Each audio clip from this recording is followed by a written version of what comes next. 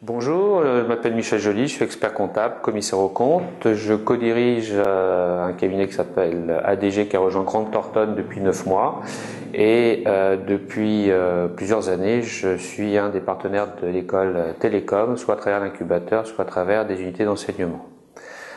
Alors comment choisir un expert comptable? C'est vrai qu'on a une profession qui est méconnue. Pour les gens qui ne sont pas chefs d'entreprise, c'est assez compliqué de savoir ce qu'est un expert comptable. Tout le monde sait ce qu'est un avocat parce qu'il y a des films, il y a une littérature abondante. Tout le monde connaît un notaire, mais un expert comptable, si on n'est pas chef d'entreprise, on n'a quasiment jamais affaire à un expert comptable.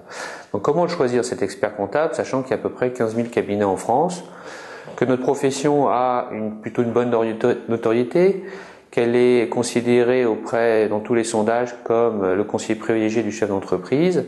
Il est clair que tous les créateurs auront un bon accueil auprès des professionnels et la difficulté va être effectivement de choisir son expert comptable, sachant que d'une manière générale, la prestation technique sera de bonne qualité à peu près chez tous nos confrères.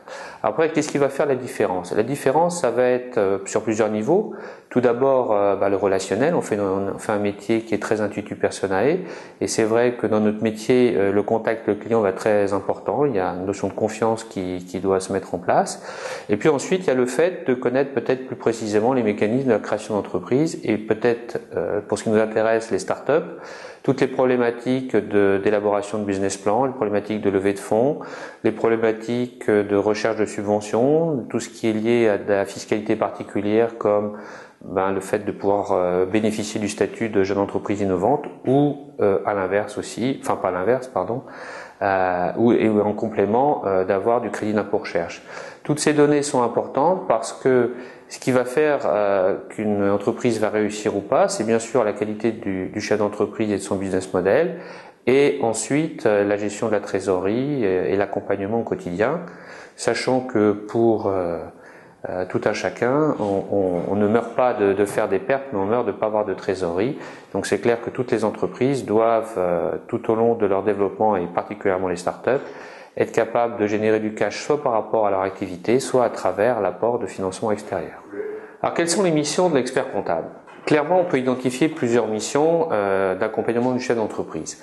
Clairement, la première mission qui est confiée à l'expert comptable, c'est ce qu'on appelle dans notre jargon la mission de base, qui est celle finalement de la réalisation des obligations légales du chef d'entreprise, c'est-à-dire la tenue de la comptabilité, le fait d'avoir le suivi de toutes les déclarations fiscales, notamment déclarations de TVA, déclarations d'impôts sociétés, etc. tout au long de l'année, l'établissement des comptes annuels, des alias fiscales. Ça, c'est un premier package qui est fait quasiment dans tous les cabinets de France pour nos clients. Ensuite, qu'est-ce qu'on a comme mission complémentaire? On a bien sûr une mission sociale, puisque heureusement nos créateurs embauchent du personnel, donc on a les problématiques de faire des bulletins de paye, de les affilier aux caisses de retraite, de les affilier aux prévoyances, tout ce qui est lié finalement à la gestion du personnel, qu'est-ce qui se passe quand il y a des arrêts maladie, les problèmes de couverture sociale, etc. Et donc dans les cabinets d'expertise comptable en France, on fait les payes dans toutes les PME qui n'ont pas internalisé la fonction. Donc c'est un deuxième chapitre qui se fait. Et enfin, il y a des missions complémentaires qui se font. On pouvait aussi dans nos cabinets du secrétariat juridique. Lorsque nos clients n'ont pas d'avocat, il arrive que l'on fasse tout ce qui est secrétariat juridique de base, en général les approbations de comptes et le dépôt au greffe, toutes les formalités. Et ensuite, il y a des missions ponctuelles qui sont faites à la demande en fonction, je dirais, à la fois des compétences du cabinet expert comptable et à la fois des besoins spécifiques du client.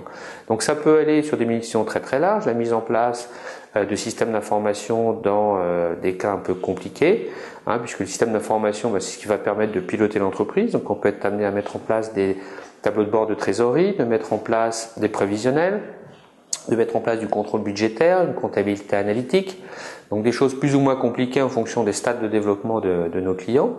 On peut aussi les accompagner dans le fait d'établir un business plan. Un certain nombre de confrères se sont spécialisés là-dessus et on est à même de pouvoir accompagner nos clients dans l'élaboration d'un business plan, de les accompagner souvent dans une relation tripartite avec un avocat sur le fait de lever de l'argent, de gérer la relation avec des nouveaux partenaires.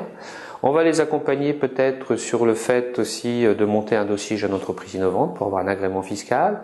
On va peut-être les aider à faire des dossiers au zéro pour avoir des subventions, que ce soit des prêts d'amorçage, que de les aider aussi à faire des dossiers. Il y a tout un tas de concours qui se font, des concours aux innovations, etc. Et de temps en temps, il y a des parties comptables et financières où on peut les aider.